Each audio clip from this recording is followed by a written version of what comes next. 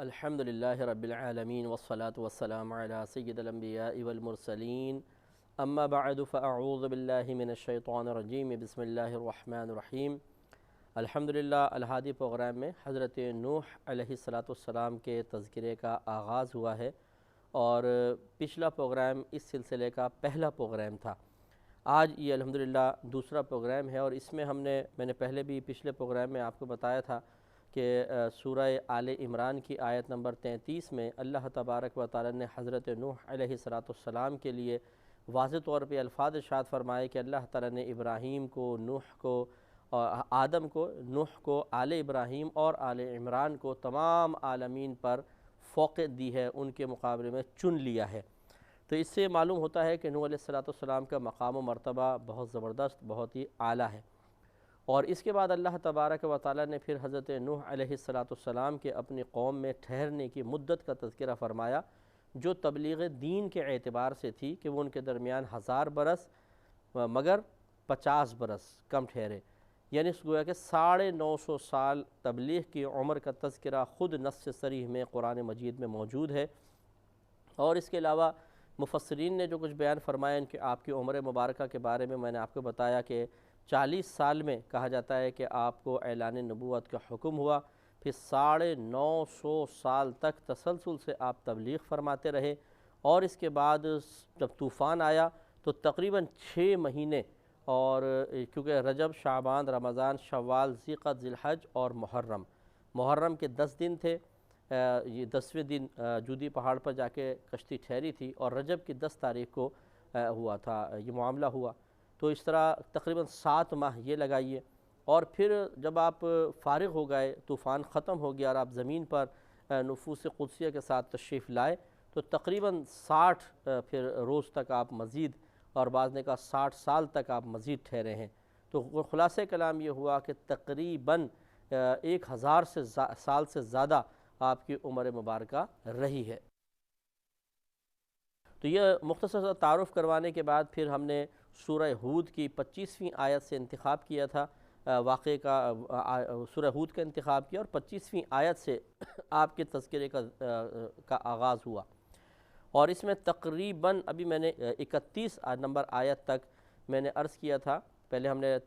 عبارت پڑھی، ترجمہ پڑھا، تو اب پہلے تھوڑا سا اس کے بارے میں گفتگو کرتے ہیں، پھر 31ویں آیت سے 32ویں آیت سے انشاءاللہ آپ کے مزید واقعے کو آگے لے کر چلیں گے۔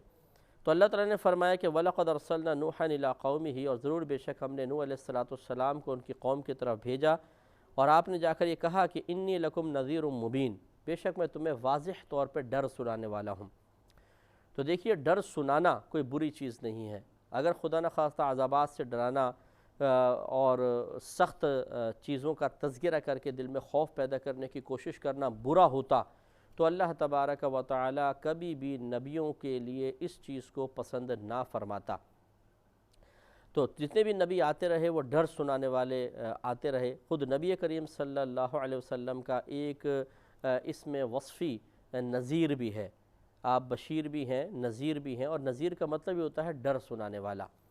تو بعض ہمارے آج کل کے دور کے بہن اور بھائی اتنے نازک طبع ہو گئے ہیں، اتنی طبیعتیں نازک ہو گئی ہیں کہ اگر ان کو موت کے بارے میں ڈرایا جائے، عذاب قبر سے ڈرانے کی کوشش کی جائے، میدان محشر کی ذلت و رسوائی کا ان کے سامنے تذکرہ کیا جائے، جہنم کے عذابات کا ذکر چھیڑ دیا جائے، تو وہ گناہ چھوڑنے کے لیے تو تیار ہوتے نہیں ہیں، وہ برے افعال و اعمال کو ترک کرنے کے لیے بالکل تیار نہیں ہوں گے، اپنی اصلاح کرنے کے لیے بالکل ذہن نہیں بنائیں گے، ہاں سامنے والے کو خاموش کروانے کے لیے تیار ہو جائیں گے۔ ان کی نازک طبیعتیں اس قسم کے تذکرے کو قبول نہیں کرتی ہیں، بڑے بڑے گناہ کر لیں گے، کوئی ڈر اور خوف نہیں ہے، لیکن جب یہ آپ اس قسم کا تذکرہ کریں گے تو صاف کہتے ہیں بھائی ہمیں مت ڈراؤ یار، ہمیں تو ڈر لگتا ہے، بھائی خبردار، بھائی تم ہر وقت ڈراتے رہتے ہو، بھائی دیکھی جائے گی، مریں گے تو دیکھ لیں گے، ابھی ہمارے سامنے ذکر نہ کرو۔ تو یہ اچھی طرح یاد رکھیے کہ جو موت، قبر، عذاب قبر، میدان محشر کی ذلت و رسوائی اور جہنم کے عذابات کے تذکرے کو ناپسند کرتا ہے، وہ ضرور خطرے میں ہے، بہت زیادہ خطرے میں ہے، کیونکہ یہ وہی اشخاص ہوتے ہیں، وہی لوگ ہوتے ہیں جو اس دنیا کی زندگی کو اپنی نفسانی خواہشات کے مطابق گزارنا چاہتے ہیں۔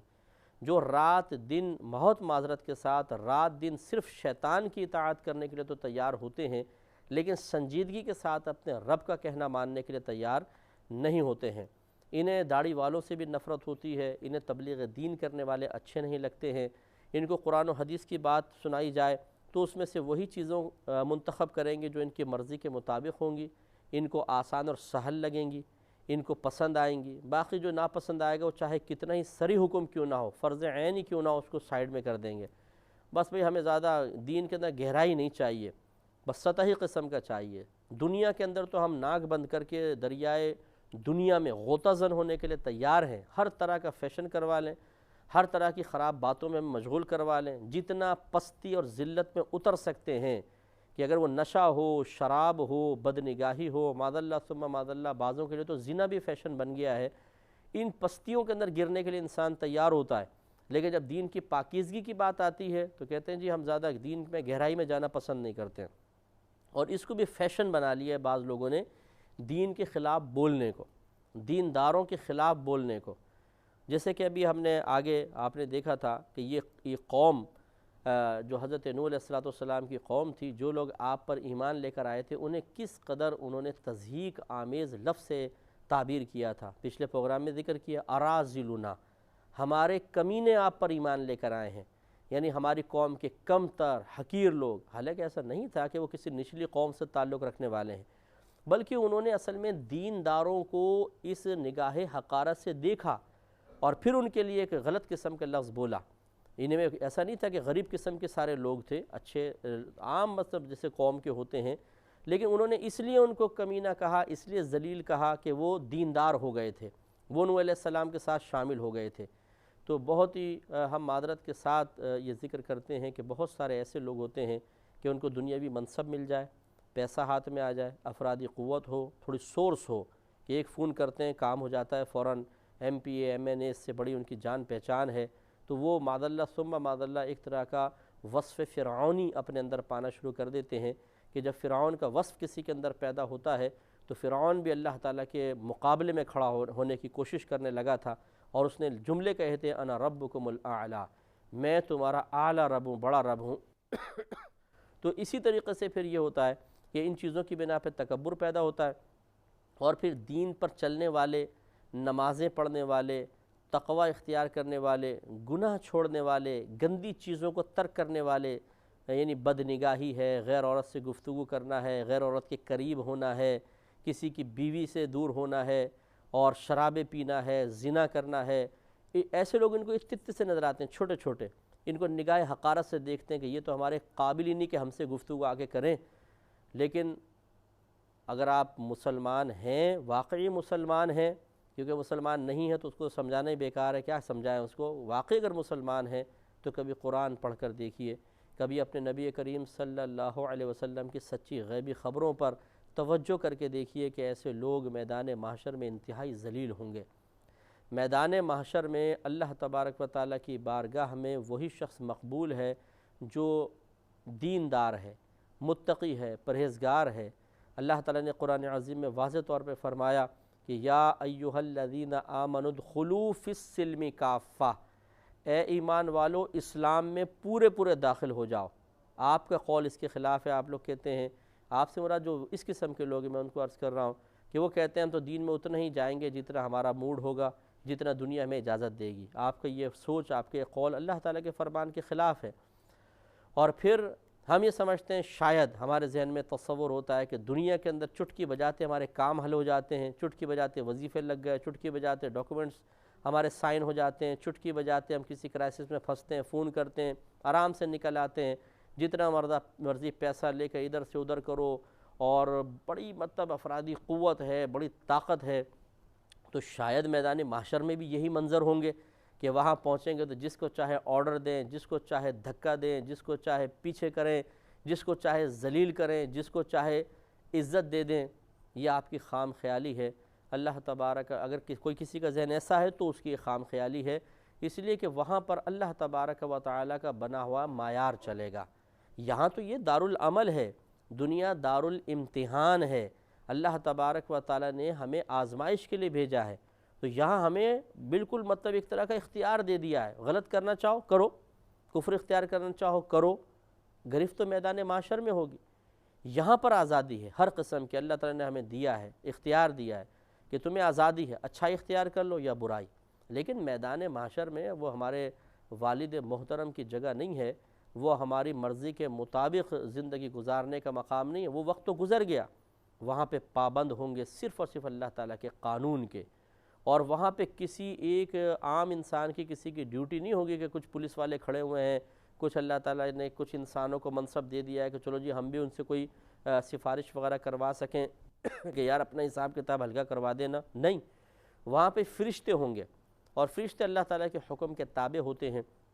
ہاں وہاں اگر منصب ملے گا تو دینداروں کو ملے گا، وہی جن کی شکلیں دیکھ کے ہمیں نفرت پیدا ہوتی تھی۔ یہ الگ بات ہے، میں اس کو انکار نہیں کروں گا کہ بعض داڑھی رکھنے والے،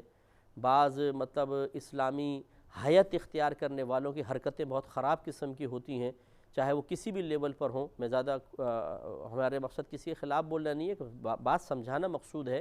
تو ایسا بھی ہوتا ہے کہ بالکل بعض دیندار لوگ جو ہوتے ہیں وہ الٹا دین کی بدنامی کا سبب بنتے ہیں، لیکن کہیں یہ قاعدہ قانون نہیں ہے کہ اگر ایک شخص غلطی کرے تو آپ سب کو نگاہ حقارت سے دیکھنا شروع کر دیں اور سب کو برا بھلا کہیں۔ اگر ایک دیندار سے دین بدنام ہوتا ہے تو ایک دنیا دار سے دنیا بدنام کیوں نہیں ہوتی ہے؟ ایک دیندار کو ہم دلیل بنا کے دین چھوڑنے کے لیے تیار ہو جاتے ہیں، تو کوئی ایک مثال مجھے ایسی بھی پیش کر کے بتائیے کہ ایک دنیا دار نے غلط کام کیا ہو تو آپ نے کہا چونکہ اس دنیا دار نے غلط کام کیا اس لیے ہم دنیا بھی چھوڑ دیتے ہیں۔ نہیں، صرف ہمیں بھاگنے کا بہانہ چاہیے۔ تو میں ان قسم کے لوگوں کی بات کر رہا ہوں کہ جو واقعی حق پر ہیں، جو اچھے لوگ ہیں، جو اعلانیہ طور پہ کوئی گناہ نہیں کرتے ہیں، جو دین کی بدنامی کا سبب نہیں بنتے ہیں۔ ہم تو سب کو ایک نگاہ سے دیکھتے ہیں یا دیکھنا چاہتے ہیں، بس ایک کو بہانہ بنا کے سب کو ایسا دیکھنا چاہتے ہیں۔ تو اس قسم کے لوگوں کی میں بات کر رہا ہوں کہ جو نیک ہیں، پرہیزگار ہیں، متقی ہیں، واقعی شریعت پر چلتے ہیں، جن کو ہم نگاہ حقارت سے دیکھ رہے تھے، یہ وہاں کے بادشاہ ہوں گے، وہاں پہ اللہ تعالیٰ ان کو عزت اور وقار عطا فرمائے گا۔ تو اس لیے اس قسم کے لوگ جب کوئی ڈر سناتے ہیں تو بعض اوقات ہم انہیں اس قابل بھی نہیں سمجھتے ہیں کہ یہ ہمیں ڈر سنائیں گے، مجھے ڈر سنائیں گے، تو بعض اوقات تو ہم سننے کے لیے تیار نہیں ہوتے ہیں۔ بعض اوقات اگر کسی محفل میں، کسی ہوٹل میں موقع مل جائے کہ کوئی کھڑا ہو گیا تو ہم سمجھتے ہیں کہ یہ تبلیغ اس قابل ہی نہیں ہے کہ یہ مجھے مخاطب کرے، تو اٹھ کے چلے جاتے ہیں۔ بعض اوقات اپنے باتوں میں مشغول ہوتے ہیں، کون سنے ان کی باتیں، اور اگر وہ مخاطب کر کے کہہ دے کہ آپ یوں کر رہے ہیں، ایسا کر رہے ہیں، ایسا کر رہے ہیں، اور وہ برائیاں ہمارے اندر موجود ہوں اور اس کی نشاندہی کی جائے، تو اگر ہم پاورفل ہوتے ہیں تو بعض خود اشارہ کرتے ہیں کہ ختم کرواؤ، ہمیں بری لگ رہی ہیں یہ باتیں۔ اس لیے کہ جو حق بات ہوتی ہے، سچ بات ہوتی ہے، جو واقعی ہماری گرفت کا سبب بنے، جن باتوں کو چاہے وہ کتنی حق اور سچ کیوں نہ ہو، لیکن ہم یہ سمجھتے ہیں کہ یہ باتیں ہماری زوال عزت کا سبب بن رہی ہیں، وہ کانوں پہ بڑی ناگوار گزرتی ہیں، اور ہم چاہتے ہیں کہ یہ سلسلہ فوراً ختم ہو۔ تو پچھلی قوموں نے جو نبیوں کی اطاعت نہیں کی، اور بڑے بڑے لوگ تھے، کیوں نہیں کی تھی؟ یہی بیماریاں تھیں جو ہمارے اندر موجود ہیں۔ اگر ان کا انکار کی کیفیت کو سمجھنا چاہیں، انکار کے سبب کو سمجھنا چاہیں، تو خود اپنے اوپر غور کر لیں۔ آج مسلمان اپنے نبی کی بات کہاں مان رہا ہے؟ آج مسلمان قرآن کی بات کو بوجھ سمجھ کر کتنے آرام سے ٹال رہا ہے؟ یہی ان کے ساتھ بیماریاں تھیں۔ تو بعض ہمارے بھائی بہن خود حرکتیں الٹی سیدھی ہماری، لیکن جب پچھلی قوموں کے واقعات سنتے تو بولتے ہیں جی بڑے بدبخت لوگ تھے، نبیوں کو کہنا نہیں مانا۔ ٹھیک ہے، وہ تو بدبخت تھے، ہم کیا کر رہے ہیں؟ تو اس لیے یاد رکھیے کہ میدان محشر میں یہ چیز نہیں چلے گی جو آج ہم دنیا میں سمجھ رہے ہیں۔ اللہ تعالیٰ نے واضح طور پہ فرمایا کہ ان اکرمکم عند اللہ اتقاکم، بے شک تم میں سے اللہ تبارک و تعالیٰ کے نزدیک سب سے زیادہ عزت والا وہ ہے جو تم میں سے سب سے زیادہ تقوی و پرہیزگاری والا ہے۔ تو اس کے لیے معیار اللہ تعالیٰ نے دین کی تعلیمات کو مقرر فرمایا ہے، معیار بنایا ہے، اسی کے مطابق ہمیں تقوی پرہیزگاری اختیار کر کے اپنے رب کی بارگاہ میں مقبول ہونے کی کوشش کرنی ہے۔ تو میں عموماً ایسے مقام پہ عرض کرتا ہوں کہ دیکھیے اپنے آپ کو ایک دم 100% چینج کر لینا بہت مشکل ہے۔ ایک دم کسی ماحول کو چھوڑ کر دوسرے ماحول میں آنا یقیناً ایک دشوار عمل ہے۔ تو میں یہ تو نہیں کہوں گا، وہ آپ کی مرضی ہے کہ آپ جو کرنا چاہیں۔ اگر کوئی اپنے اندر انقلابی تبدیلی لانا چاہے اور ایک ماحول کو چھوڑ کے دوسرے ماحول کی طرف آنا چاہے تو بہت اچھی بات ہے، ہم تو منع نہیں کریں گے۔ لیکن ہم آپ کو فورس بھی نہیں کر رہے ہیں، ہم آپ کو یہ نہیں مطلب زبردستی نہیں کر رہے ہیں، صرف سمجھا رہے ہیں۔ لیکن کم از کم یہ تو ہے کہ اس قسم کی باتیں سننے کے بعد ہمیں تھوڑی سی تو اپنے ذہن کو چینج کرنا چاہیے۔ اگر بالفرض ہم عملی طور پہ قدم نہیں اٹھاتے تو زبان سے اقرار کرنا بھی بہت بڑی بات ہوتی ہے۔ ذہن سے ایک چیز کو صحیح تسلیم کرنا، حق کو حق مان لینا، درست کو درست مان لینا بھی بہت بڑی بات ہوتی ہے، کہ اگر آپ بیٹھے بیٹھے سن کے سوچیں کہ نہیں کہہ بالکل ٹھیک رہے ہیں، ہاں واقعی ایسا ہی ہے، ہم غلط ہیں لیکن کوتاہی ہے۔ یہ ایک بڑی اچھی بات ہے کہ آدمی یہ سوچے کہ میں ہوں غلط، واقعی میں غلط کر رہا ہوں۔ اب وہ الگ بات ہے کہ اپنی مجبوریاں کہتا ہے جی میرے کچھ مجبوریاں ہیں، مسائل ہیں، لیکن یہ حق تسلیم کر لینا بھی بہت بڑی بات ہے۔ یہ بہت ہی بری روش ہے کہ آدمی حق کو ناحق بنانے کی کوشش کرے اور اپنی غلط حرکتوں کو، اپنے ناحق کو بھی صحیح ثابت کرنے کے لیے دلائل دینے لگ جائے۔ ایسا شخص کبھی ہدایت نہیں پا سکتا، ایسے شخص کو کبھی ندامت نہیں ہو سکتی، ایسا شخص کبھی اللہ تعالیٰ کی بارگاہ میں صحیح معنی میں تائب نہیں ہو سکتا، اور ایسے لوگوں کے لیے بڑا خطرہ ہوتا ہے کہ اپنا ایمان بچا کر لے جائیں تو بڑی بات ہے، کیونکہ شیطان اس طرح ایمان برباد کرتا ہے کہ انسان کو پتہ بھی نہیں چلتا۔ میں نہیں کہہ رہا ہوں کہ معاذ اللہ ثم معاذ اللہ اس قسم کی سوچ رکھنے والے ہر شخص کو ایمان سے خارج ہو جاتا ہے، اسلام سے باہر نکل جاتا ہے، یا ضرور معاذ اللہ یہ کافر ہو کر ہی مریں گے۔ اللہ نہ کرے، ہم نہ یہ خواہش رکھتے ہیں، نہ یہ خواہش رکھنی چاہیے۔ اگر ہم رکھیں کسی کے لیے کہ وہ کافر ہو کر مر جائے تو گویا کہ ہم کفر پر راضی ہوئے، اور کفر پر راضی ہونا تو خود کفر ہے۔ یہ مقصود نہیں ہے الحمدللہ، نہ یہ کہنا مقصد ہے، بلکہ ایک یہی سمجھانا مقصود ہے کہ انسان حق کو حق تسلیم کر لے اور ناحق کو ناحق مانے۔ یہ اقرار بھی بہت بڑی چیز ہوتی ہے کہ جب انسان صحیح چیز کا اقرار کرتا ہے تو کسی نہ کسی زندگی کے موڑ پر اس صحیح کو حاصل کرنے کے لیے سنجیدہ کوشش بھی کرتا ہے۔ اور اگر ایک انسان حق کو حق ہی نہ مان رہا ہو اور ناحق کو حق کہنے کی کوشش کر رہا ہو، غلط کو درست ثابت کرنے کی کوشش کر رہا ہو، تو پھر بہت ہی مشکل ہوتا ہے کہ زندگی کے کسی موڑ پر وہ حقیقی حق کی طرف آ جائے، صحیح درست کی طرف آ جائے۔ اس لیے کہ جب وہ غلط کو درست کہہ رہا ہے اور ناحق کو حق بنا رہا ہے تو وہ تو اس کے نزدیک حق ہے، وہ اس کے نزدیک بالکل درست ہے، وہ کیوں جائے گا دوسری چیز کی طرف؟ تو پھر توبہ کی توفیق کیسے ملے گی؟ وہ نصیحت کیسے قبول کرے گا؟ وہ تو ایسے لوگوں کے ساتھ بیٹھتا ہی نہیں ہے کہ جہاں سے کوئی ناصحانہ جملہ کانوں تک پہنچ جائے، وہ تو ایسوں کے پاس ہی بیٹھتا ہے کہ جو اس کو مزید ان چیزوں پر انکریج کرتے رہتے ہیں، اس کی حوصلہ افزائی کرتے ہیں، ان گناہوں میں اس کے ساتھ تعاون کر کے اس کو اور جہنم کی دلدل میں دھکیلنے کی کوشش کرتے رہتے ہیں۔ تو اس لیے سمجھنے کی ضرورت ہے کہ ڈر سنانا یہ کوئی بری چیز نہیں ہے۔ ایسے لوگوں کے ساتھ رہنے کی کوشش کریں کہ جو آپ کو ڈر سنائیں۔ حضرت خواجہ حسن بصری رحمۃ اللہ علیہ کے پاس کچھ لوگ آئے اور انہوں نے عرض کی کہ حضرت بعض لوگ ایسے ہیں جو ہمیں اتنا ڈراتے ہیں کہ ہم بس ہمارے لگتا ہے دل پھٹ جائیں گے۔ آپ نے فرمایا ایسے لوگوں کی صحبت میں رہو، کیونکہ اگر ایسے لوگوں کے ساتھ نہیں رہو گے تو بے خوف ہو جاؤ گے۔ یہ اس سے کہیں زیادہ بہتر ہے کہ تم ایسوں کی صحبت میں رہو گے جو تمہیں اللہ تعالیٰ سے بے خوف کر کے جہنم میں داخل کروا دیں، اس سے کہیں بہتر ہے کہ ایسے لوگوں کے پاس رہو۔ تو اس لیے کوشش یہ کرنی چاہیے کہ ہم اگر کوئی ہمیں کبھی ڈر سننے کا موقع ملے تو ہم سنیں، اس کو نظر انداز نہ کریں، اس کو برا نہ سمجھیں، بلکہ ہم مشورہ دیں گے اپنے سننے والے بھائیوں اور بہنوں کو کہ آپ ایسی آیات، ایسی احادیث کریمہ اور ایسے علماء کے بیان سننے کی کوشش کریں جن میں اخروی معاملات کے سلسلے میں ڈر والی باتیں بیان کی گئی ہیں، عذابات کا تذکرہ کیا گیا ہے، اللہ تعالیٰ کی گرفت کا ذکر ان میں موجود ہو۔ اس سے دل میں خوف پیدا ہوتا ہے، اس سے انسان ہدایت کی طرف آتا ہے، اس سے انسان اپنے آپ کو قابل نصیحت تصور کرنا شروع کر دیتا ہے، توبہ کی توفیق ملتی ہے، اس کے اعمال درست ہوتے ہیں۔ تو اس لیے یہ کوئی بری چیز نہیں ہے، تو اس پر توجہ کرنا بہت ہی ضروری ہے۔ تو آپ نے ارشاد فرمایا کہ انی لکم نذیر مبین، بے شک میں تمہیں اللہ تبارک و تعالیٰ کی طرف سے واضح طور پہ ڈر سنانے والا بن کر آیا ہوں۔ انشاءاللہ اس پر ہم اور کلام کریں گے اگلے پروگرام میں۔ ہماری گزارش ہے کہ آپ خود بھی دیکھیے، دوسرے لوگوں کو بھی ترغیب دیجیے، ہو سکتا ہے کہ ہماری زبان سے نکلنے والا کوئی جملہ کسی کی ہدایت کا سبب بن جائے اور آپ کے لیے ثواب جاریہ ہو جائے۔ اللہ تعالیٰ کوشش کی توفیق